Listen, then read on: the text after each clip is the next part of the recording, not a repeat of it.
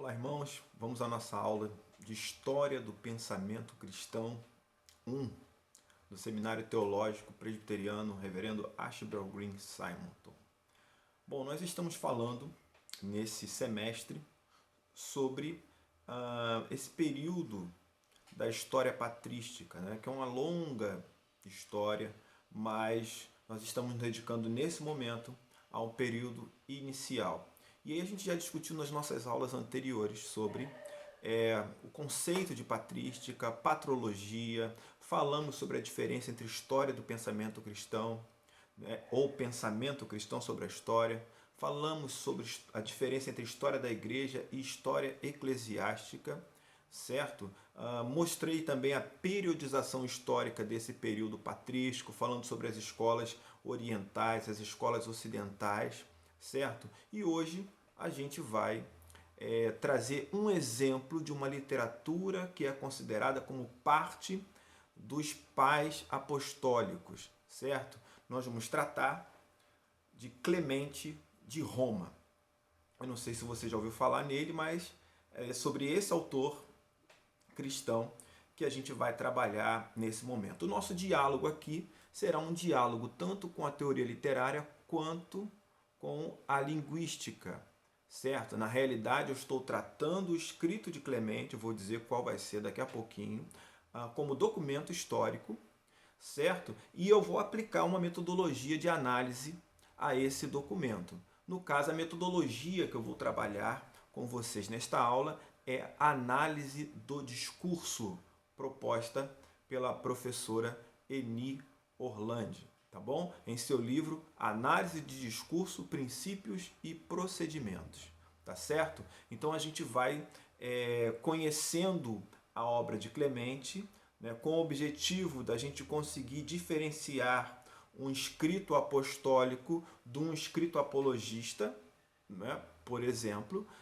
Então a gente vai usar esse texto para poder compreender um pouco sobre esse contexto de inicialização do período patrístico, tá bom? Então o nosso documento, o documento adotado, é o documento Carta da Igreja de Roma à Igreja de Corinto. Carta da Igreja de Roma à Igreja de Corinto, né? Que é comumente denominada de Primeira Carta de Clemente. Então, nosso documento histórico para análise nessa videoaula é a Primeira Carta de Clemente aos Coríntios. Estou utilizando como texto-fonte, né, a tradução que está presente no livro clássico da literatura cristã, que trata também dos pais apostólicos, de Confissões de Santo Agostinho e Imitação de Cristo. É uma publicação da editora Mundo Cristão, ok? Bom, para a gente poder entender, nós vamos usar alguns conceitos de análise de discurso, como eu falei, da professora Eni Putinelli Orlandi. E aí, a primeira coisa que a gente precisa identificar dentro de um documento é realmente quem escreve esse documento. Não é isso? É a primeira coisa.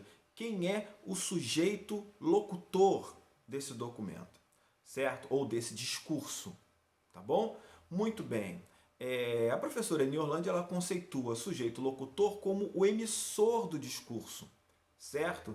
Ela é quem emite o discurso. No entanto, ela também afirma que um dizer não é propriamente particular. Logo, as palavras de Clemente não são só dele, né? Mas significam também pela história e pela língua. Então, o nosso sujeito locutor, ou seja, o emissor desse discurso, que é a primeira carta aos Coríntios, é Clemente, Clemente Romano. Então, vamos ao processo de identificação, né, para a gente poder se aprofundar um pouco mais disso, né? Então perceba, o sujeito locutor é Clemente. Da onde a gente pode tirar isso? Do próprio texto, do próprio conteúdo, né? Nós temos logo no início o que a gente se acostumou nas epístolas canônicas chamar de prefácio e saudação. Na realidade, numa epístola é uma indicação de remetente e destinatário, porque epístola é uma carta, né?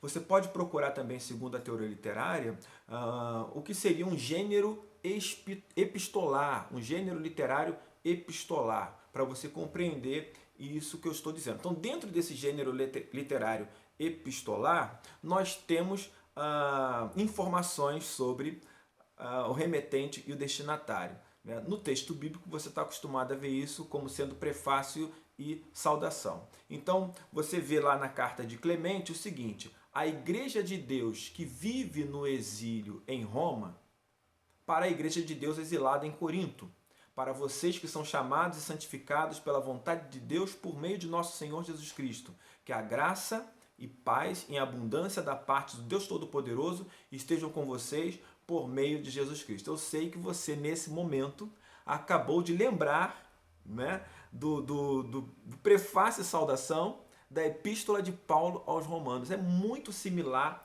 a esse que tem aqui. Então, como nós chamaríamos, né, o emissor desse discurso aqui, ou o sujeito locutor? Por que eu estou dizendo que é Clemente se o texto diz que quem escreve é a igreja de Deus que vive no exílio em Roma?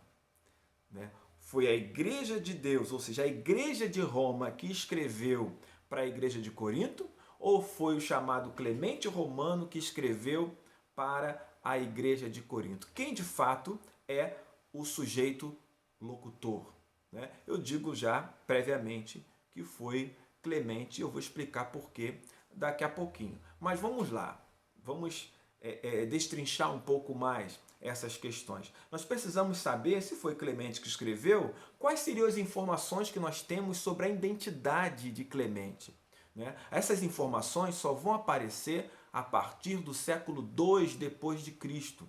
Entende? Se a gente for ler, por exemplo, a segunda visão de uma obra chamada Pastor de Hermas, né, no capítulo 4, nós vamos ver que Hermas descreve Clemente como sendo o encarregado de se dirigir às outras igrejas em nome dos cristãos de Roma. Olha aí, né? Embora a primeira epístola de Clemente se refira, né, à igreja que vive em Roma como sendo emissora do discurso, um texto contemporâneo, que é o Pastor de Hermas, está dizendo que o encarregado de escrever essas cartas em nome da comunidade romana era um homem chamado Clemente. Ok? Então é a primeira indicação de que foi Clemente que escreveu. Nós temos também uma citação de Irineu de Lyon. Ele vai afirmar que esse Clemente ele conversou com os apóstolos Pedro e Paulo e foi o terceiro a sucedê-los como bispo de Roma. Irineu de Lyon também é considerado um dos pais da igreja. Essa citação está na obra de James Jeffreys, publicada em 1995, na página 51. Outro autor também que cita esse Clemente é Eusébio de Cesareia, que é o autor da obra História Eclesiástica. E ele vai identificar esse Clemente, né, como sendo aquele mencionado em Filipenses 4, versículo 3. Né? E Eusébio vai dizer que no ano de 92, depois de Cristo, ele foi o terceiro bispo de Roma, né? O terceiro a suceder Pedro e Paulo, servindo até o ano 101. Né? E aí eu trago para você uma citação, de fato, de Eusébio de Cesareia, uma citação direta. Né? Eu fiz uma citação indireta de Irineu de Lyon, baseado na obra de James Jeffreys. Agora eu vou falar sobre uma citação direta de Eusébio de Cesareia. Né? Ele diz assim: de como o terceiro bispo de Roma, depois de Anacleto, é Clemente. Né? E aí ele diz: no 12º ano do mesmo reinado, Clemente sucede a Anacleto, que havia sido bispo da igreja de Roma durante 12 anos. O apóstolo, em sua carta aos Filipenses, faz saber a estes que Clemente era colaborador seu, dizendo: com Clemente também e os demais colaboradores meus, cujos nomes estão no livro da vida. Né? Então, Eusébio ele identifica esse Clemente romano, que escrevia em nome dos cristãos de Roma, com o Clemente citado pelo apóstolo Paulo em sua epístola aos Filipenses. Depois ainda, Eusébio vai dizer o seguinte, falando sobre a carta a Clemente: desde existe uma carta universalmente admitida, longa e admirável, que escreveu em nome da Igreja de Roma a dos Coríntios. Então, mais uma vez, um autor da patrística que está identificando esse Clemente como autor, né, que escreveu em nome da Igreja de Roma aos Coríntios, né, tendo este como motivo uma sedição ocorrida em Corinto. Sabemos que esta carta foi lida publicamente na Assembleia na maior parte das igrejas, não apenas antigamente, mas também em nossos dias. E Egésipo é testemunha suficiente de que no tempo indicado houve a sedição de Corinto. Então nós temos já uma confirmação de Irineu de Lyon, uma confirmação de Eusébio de Cesareia de que existia um Clemente que escrevia às igrejas em nome da Igreja de Roma. Certo? Eusébio de Cesareia avança mais um pouco, ele identifica esse Clemente com o Clemente que Paulo cita lá em Filipenses. Okay? Jerônimo também é outro autor da patrística que vai situar Clemente em terceiro lugar na linha de sucessão de Roma, na sua obra De Viris Illustribus. Né? Nessa obra ele vai situar Clemente como sendo o terceiro nessa linha sucessão de Roma, concordando com Eusébio de Cesareia. Né? Interessante é que o nome do autor, né, Clemente, certo, é latino, mas a carta foi escrita em grego. Entende? A carta aos Coríntios, que é o documento que a gente vai analisar aqui, ela foi escrita em grego. O que sugere que Clemente de Roma pode ter sido alguém ligado aos patrícios romanos, né? Educado em grego, ou então um liberto de língua grega que adotou o nome da família romana como cognomen. Né? E aí o cognomen Clemente, na antiguidade, ele foi usado por diversos membros da dinastia Flaviana.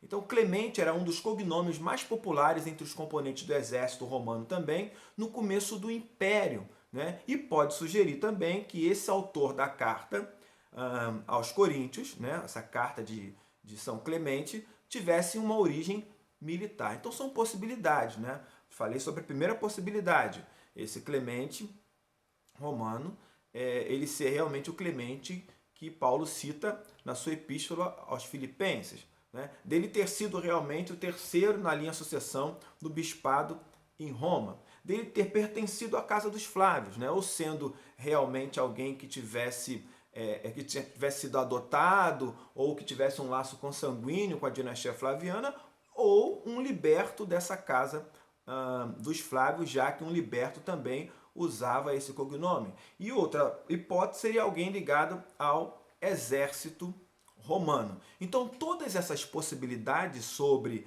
Clemente como sujeito locutor têm sido muito discutidas pelos historiadores ao longo do tempo. Tá certo? Alguns acham realmente que ele era um liberto de Flávio Clemente, outros que se tratava de um judeu helenizado, né? Mas ainda fica a pergunta: quem foi Clemente? Quem foi esse Clemente romano? Então, apresentei a vocês as hipóteses, ok?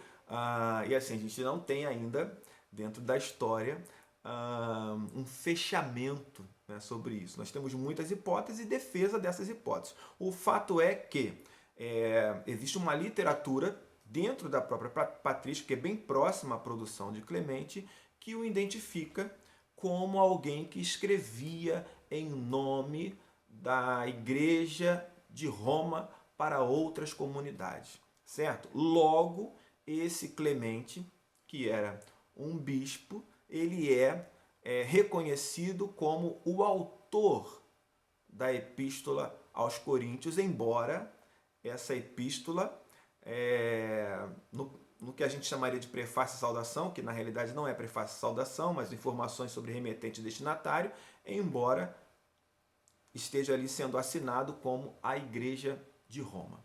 Tá certo? Muito bem.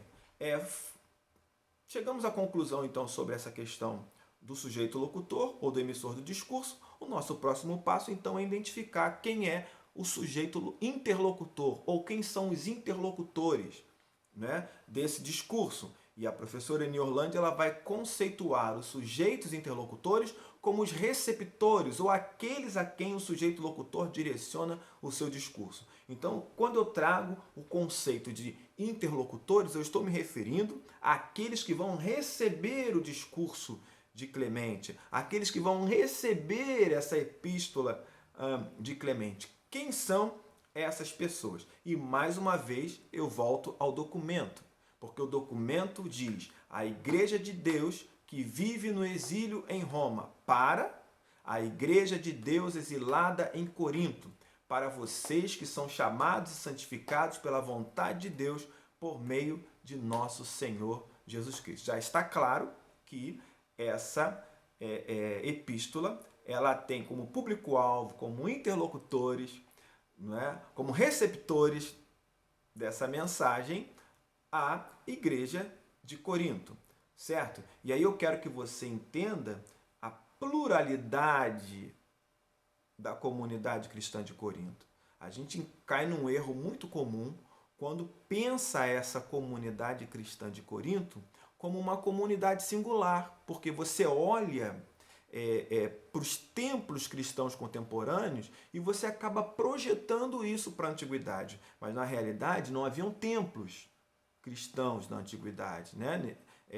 Isso vai acontecer depois, né? Mas assim, no primeiro e segundo século você não tem templos cristãos. A religião cristã, a prática religiosa cristã, ela não era reconhecida como lícita pelo Império Romano, né? Então as pessoas se reuniam nos lares. Enquanto o Templo de Jerusalém existia, até 70 DC, eles se reuniam até no Templo de Jerusalém. Mas a gente tem relatos de reuniões nos lares, em lugares abertos, né?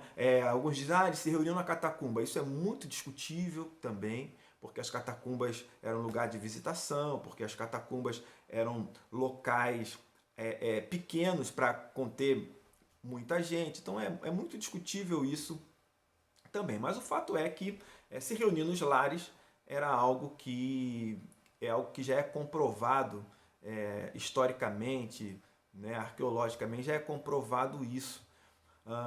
Então, assim, a igreja se reunia em lares, né? Você não pode pensar em templos assim. Se você ler a Epístola de Paulo aos Coríntios, você vê que ali são mencionadas várias casas. Ou seja, a igreja cristã de Corinto era uma igreja descentralizada. São várias comunidades, vários lares, várias casas, né? Que somadas constituiriam a chamada igreja de Corinto. Então é um erro muito comum você projetar o nosso modelo de igreja para a antiguidade. Era bem diferente do modelo que nós temos hoje. Então, embora ele se dirija à igreja de Corinto, eu quero que você pense em pluralidade e não em singularidade. Não em um lugar só, mas em vários lugares dentro da cidade de Corinto, certo? Então, quem são os sujeitos interlocutores de Clemente? Os sujeitos interlocutores de Clemente são adeptos das práticas religiosas judaico-cristãs, porque nesse período que ele escreve ainda não tem uma diferenciação, é o período patrístico que vai começar a fazer essa separação entre aquilo que é cristão e aquilo que é meramente judaico ou judaizante ou judaísta, entende? Então, nesse momento que ele escreve, ainda não há muita separação. Então, são adeptos de práticas religiosas judaico-cristãs, domiciliadas na cidade de Corinto, ao final do século I depois de Cristo. Esses são os interlocutores. E aí, é claro que para você poder entender qualquer tipo de documento, né, qualquer tipo de discurso, qualquer tipo de texto, como você aprendeu em exegese e hermenêutica, você precisa contextualizar. Você precisa ter acesso ao contexto histórico-sociológico. E é importante não somente você conhecer a origem, né, o contexto histórico-sociológico de quem está escrevendo, como também conhecer o contexto histórico-sociológico de quem está recebendo, interagindo com esse escrito. Então, qual seria o contexto histórico-sociológico dos interlocutores? A cidade de Corinto, certo? E a cidade de Corinto era uma cidade localizada na chamada Grécia antiga, certo? Helmut Köster, ele vai afirmar que Corinto foi destruída pelos romanos em 146 a.C. e refundada por César, por Júlio César, 100 anos mais tarde, como colônia romana. E ela se tornou, na época, a maior cidade da Grécia. A maior cidade da Grécia. Né? Então, só para você ter uma noção, era uma cidade portuária, né? Que foi destruída e depois foi refundada.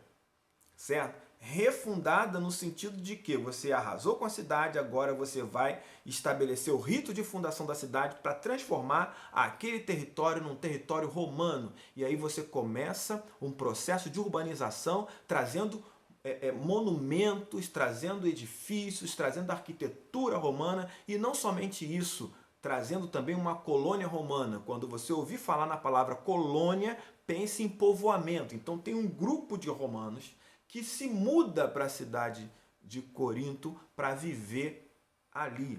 Então perceba, por mais que você tenha parte da população anterior, né, parte da população grega nessa cidade também, você tem uma comunidade, uma colônia romana vivendo ali na cidade de Corinto, na época que Clemente escreve, desde o período em que Júlio César refundou e iniciou um processo de reurbanização da cidade de Corinto. Tá certo? A cidade de Corinto era o principal porto da Grécia e um dos maiores centros de produção de cerâmica, metalurgia e tapeçaria do mundo antigo. Só que no período em que Clemente escreve, Corinto já era uma cidade urbanizada que tinha o latim como língua oficial. Colônia romana, latim como língua oficial. E aí me vem uma pergunta: o que é urbanização? O que é urbanização? Os romanos frequentemente utilizavam o termo urbis para se referir a Roma, né? Que era considerada a cidade por excelência e por definição. Sempre que a topografia permitia, uma cidade fora de Roma era ordenada segundo um plano perpendicular em que as ruas se entrecruzavam em ângulo reto. Né? E aí a disposição interna dos edifícios urbanos correspondia a uma lógica de repetição para reproduzir a cidade-mãe. E a cidade-mãe era Roma. Ou seja, essa nova cidade, essa cidade urbanizada, seria Roma em escala menor. Né? Urbanizar significaria você fazer uma Roma fora de Roma.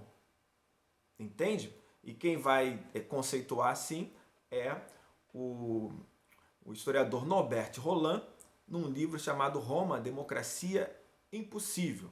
Né? E aí, posteriormente, os romanos utilizaram esse mesmo modelo para urbanizar novas cidades e promover as relações socioculturais entre os romanos e os povos conquistados. Né? E esse foi o caso da urbanização de Corinto.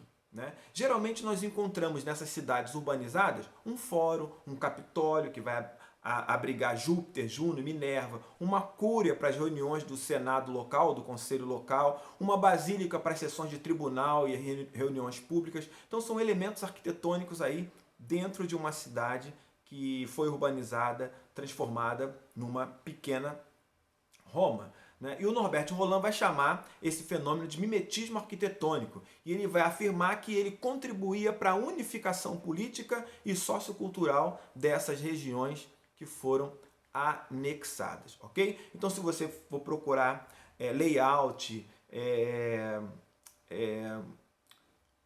reprodução, né, maquete da cidade de Corinto, você vai ver que ela tem elementos muito similares com a cidade de Roma. Né? Os habitantes de Corinto, em sua maioria, eram descendentes de imigrantes, né? E por isso introduziram inúmeras religiões estrangeiras na cidade.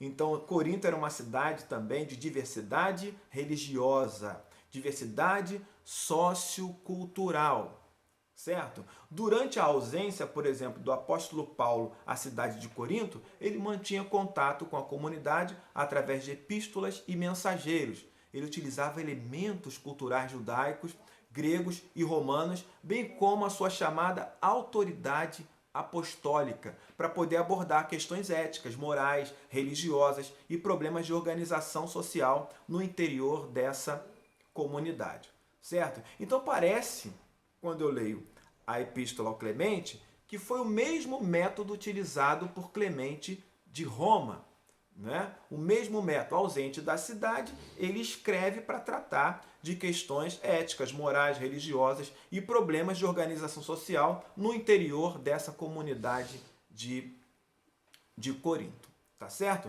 Então estamos diante de um documento escrito, né? Um texto, na realidade, que ele tem como objetivo corrigir, trabalhar algumas questões que estavam acontecendo nessa cidade de Corinto, que eu já dei as especificações dela, certo? Então se trata de uma circulação de documento escrito, esse é o material simbólico desse documento. E temos indícios dele no próprio texto. Vamos ao texto?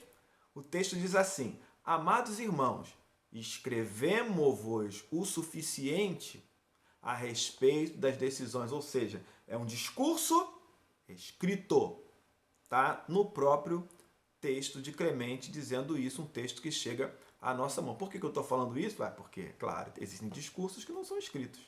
Se eu estou trabalhando com análise de discurso, eu preciso identificar que a epístola de Clemente, né, é um documento escrito. Depois ele diz: citamos todos os aspectos que dizem respeito à fé, penitência, verdadeira caridade, continência, prudência e paciência, recordando que vos é necessário agradar santamente ao Deus poderoso em justiça, verdade e generosidade, mantendo a concórdia pelo esquecimento da injúria, no amor e na paz, com constante modéstia, como também nossos pais que, como mencionamos, lhe agradaram, mantendo-se humildes na conduta para com o Pai, Deus e Criador, e para com todos os homens.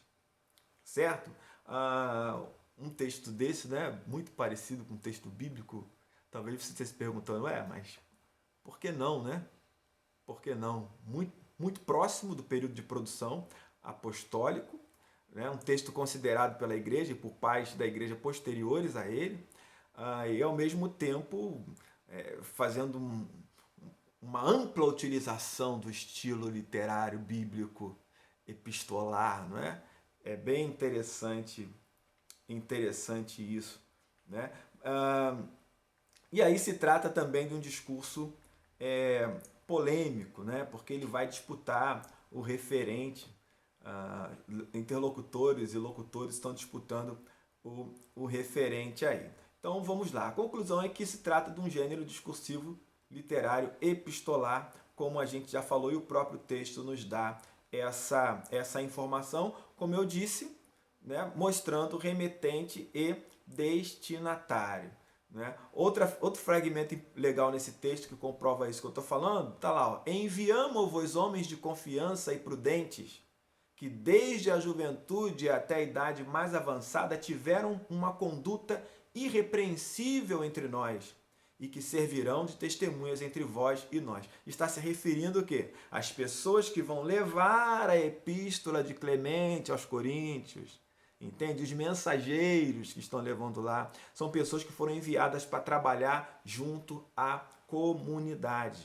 Tá no próprio texto isso, né? Aí ele diz: aos nossos enviados, Cláudio Efebo e Valério Bito, junto com Fortunato, enviai-os rapidamente de volta na paz e com alegria, para que logo nos tragam notícias sobre a harmonia e paz, pelo qual tanto rezamos e suplicamos, e assim mais depressa nos alegremos de boa ordem entre vós. Então manda de volta quem está aí trabalhando e que eles tragam notícias da comunidade, é o que Clemente está dizendo. E aí ele conclui, o que a gente chamaria de prefácio e saudação, né? Mas ele conclui dizendo: aí sim é a saudação. A graça de nosso Senhor Jesus Cristo esteja com vocês e com todos que Deus chamou por meio dele. Por ele sejam dados a Deus glória, honra, poder, majestade e eterno domínio pelos séculos dos séculos. Amém. E aí, deu vontade de ler a epístola? É muito interessante essa epístola. Né? Em alguns pontos a gente consegue fazer profundas conexões com o texto bíblico que a gente considera como canônico.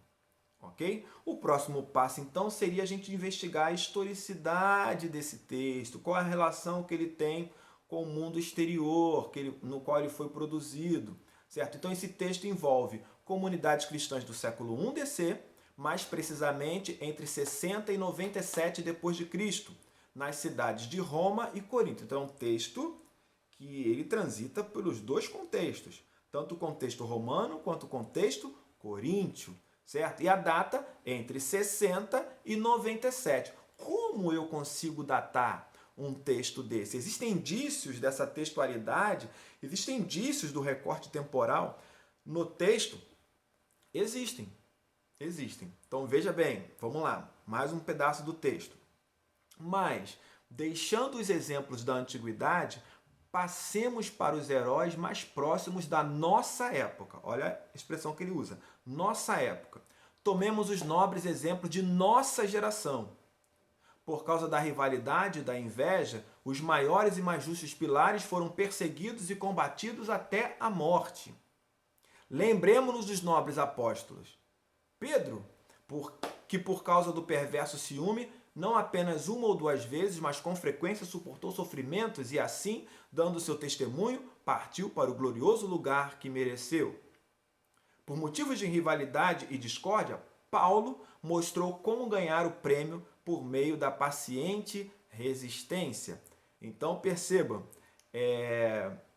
a Epístola de Clemente ao Romano é uma epístola no qual, ao escrever, Clemente diz que pertenceu à mesma geração de Pedro e Paulo. E aí a gente pega a data em que Pedro e Paulo foram mortos e a gente consegue já estabelecer pelo menos aí um início da datação dessa epístola ao Clemente. Tem mais uma informação aqui, ó. Ele diz assim, ó: sendo óbvias todas essas coisas e tendo nós sondado as profundezas do conhecimento de Deus, devemos fazer com ordem tudo aquilo que o Senhor nos mandou cumprir nos tempos determinados.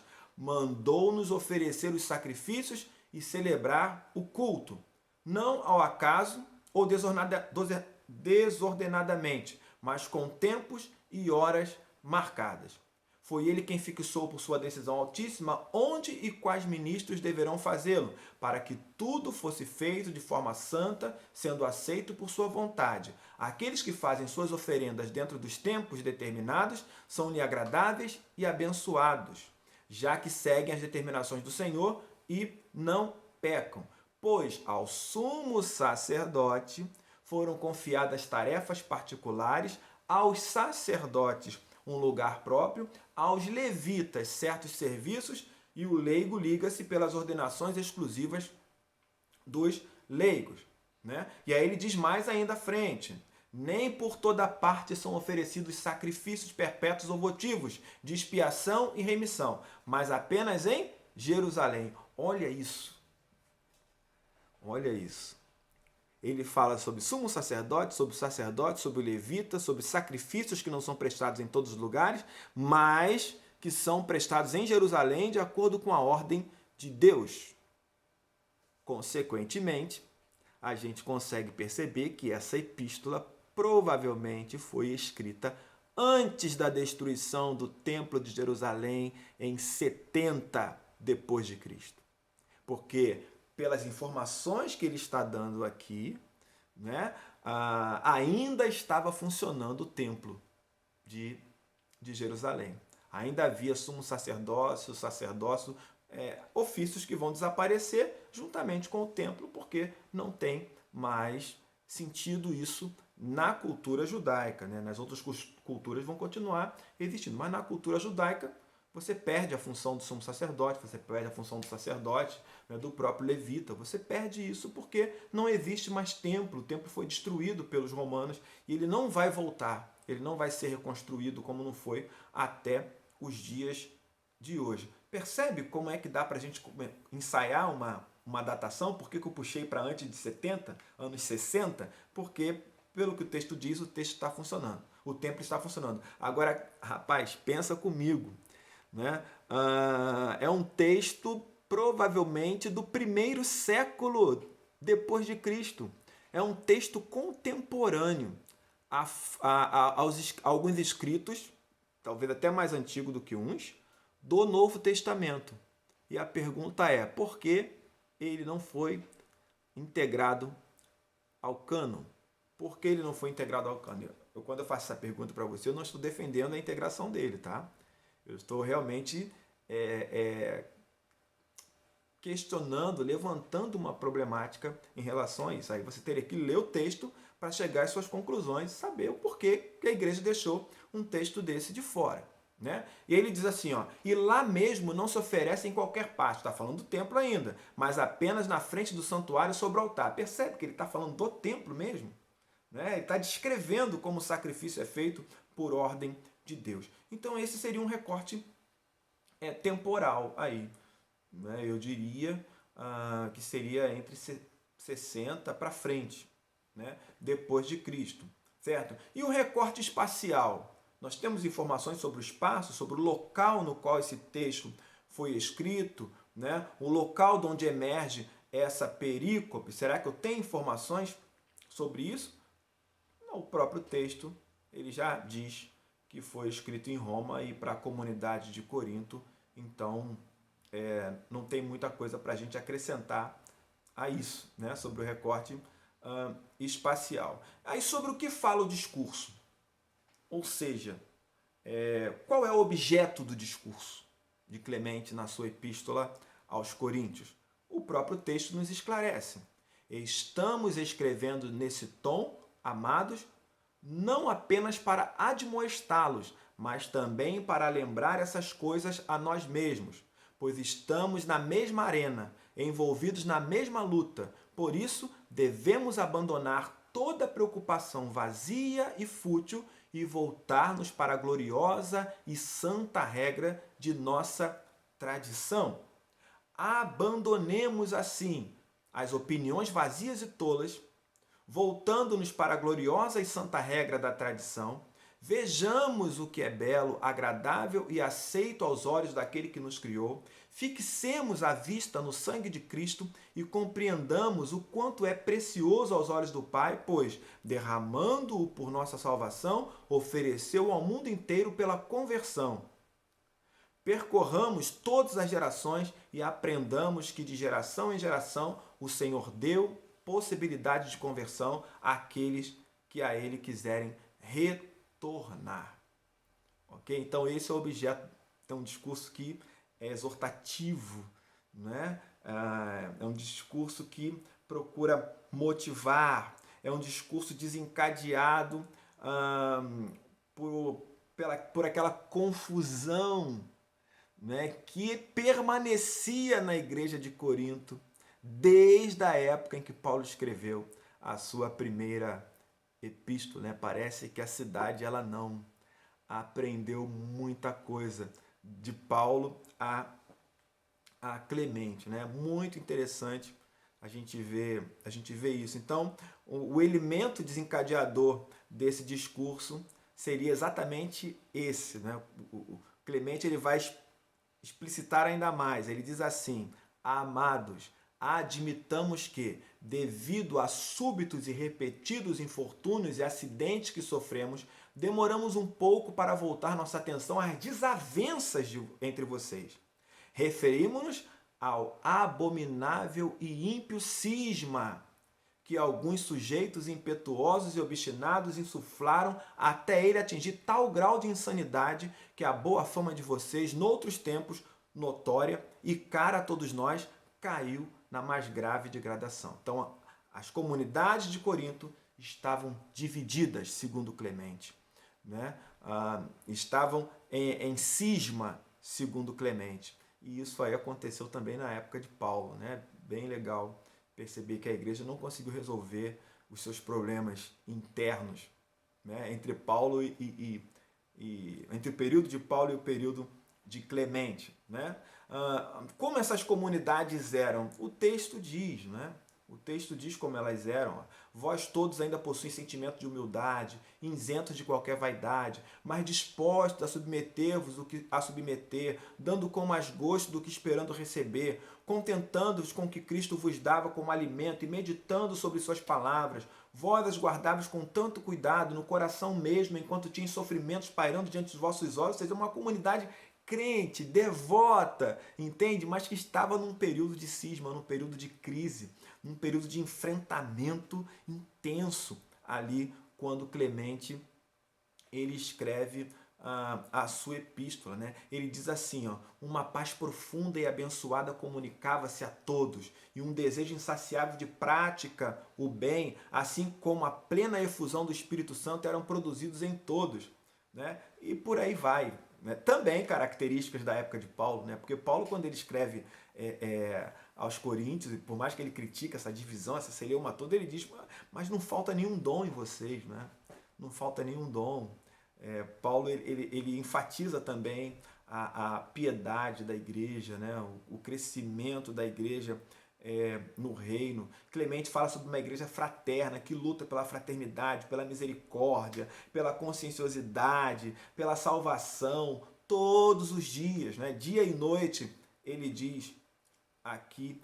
Né? Então, o que vai desencadear a escrita de Clemente, o seu discurso, é exatamente a mudança desse quadro, né? Por causa do cisma, por causa da briga, da confusão, de gente querendo ser melhor do que o outro. Ele escreve para tratar essas questões. Por quê? Ele mesmo diz, ó, afastou-se para longe a justiça e a paz no exato momento em que cada um abandonou o temor de Deus e obscureceu o olhar em sua fé, não andando conforme o que prescreve seus mandamentos, não se conduzindo de maneira digna de Cristo. Cada qual anda segundo os desejos do seu coração perverso. Né? Aí ele fala sobre ciúme, sobre inveja, sobre discórdia, sobre revolta, perseguição, desordem, sobre guerra e sobre um certo cativeiro. Deu para perceber que ele está tratando aí de algumas questões que são importantes? O discurso de Clemente aponta para outro discurso? Sim, ué. Se você lê a epístola de Clemente, você vai perceber um diálogo intenso com as epístolas de Paulo, por exemplo. Né? São idênticas, né? Algumas citações também você vai ver lá. Então ele dialoga com outros textos que são considerados pela igreja hoje como textos canônicos, né? E ele vai operacionalizar esses textos aí durante os seus escritos. Então veja bem, eu estou trazendo esse tema para você poder perceber que o texto de Clemente, que é um texto que se encontra no que nós chamamos de pais apostólicos, né? Ele sempre tem como objetivo tratar, né, questões internas dentro dessas comunidades cristãs. Então essa é uma grande característica do chamado texto dos pais apostólicos. Né? É um texto devocional, digamos assim, é um texto que trata de problemas eclesiásticos. Não é um texto que vai dialogar com pessoas de fora da comunidade, é um texto para dentro da comunidade. Os escritos dos pais apostólicos são textos internos, entende? Internos. Agora, os escritos dos apologistas, que a gente vai ver um exemplo aí em aulas posteriores, são escritos que dialogam com a comunidade externa, né? Que defende aquilo que o cristianismo acredita, né?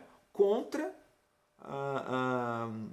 o pensamento fora da comunidade. Esse pensamento às vezes até surgia de dentro, mas surgia influenciado por outras questões. Mas os apologistas estão preocupados em defender a fé. E ao se preocuparem em defender a fé, eles vão nos dar alguns fundamentos teológicos importantes. Os pais apostólicos estão preocupados com uma comunidade que precisa viver o evangelho de verdade e de fato. Então eles escrevem para trazer isso à luz.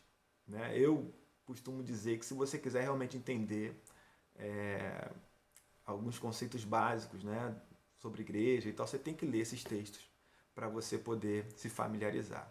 Então hoje a gente aqui teve algumas informações, não são muitas, porque a carta é grande e a gente teria que se aprofundar muito mais nessa carta, mas foi só um exemplo de como você pode pegar um documento da patrística, um documento dos pais apostólicos, no nosso caso a epístola de Clemente aos Coríntios, e analisar historicamente esse documento e perceber que alguns elementos dele são muito similares, né, ao contexto histórico de formação dos livros canônicos do Novo Testamento, tá bom? Então a gente vai ficar por aqui, a gente se encontra aí numa próxima oportunidade. Forte abraço para você e a gente se vê. Tchau, tchau.